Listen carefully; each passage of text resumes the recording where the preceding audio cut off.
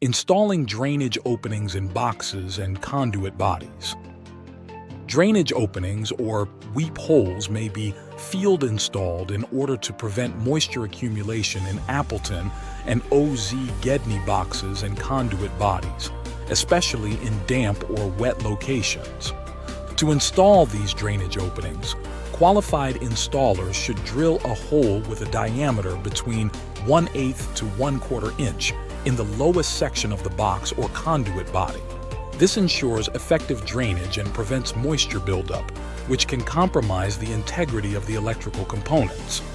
According to NEC 314.15, drainage openings shall be permitted to be installed in the field in boxes or conduit bodies listed for use in damp or wet locations. Because the NEC allows field-installed drainage openings, this practice does not void third-party certifications.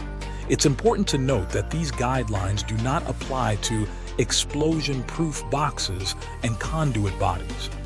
By adhering to these standards, installers can maintain the safety and functionality of electrical installations.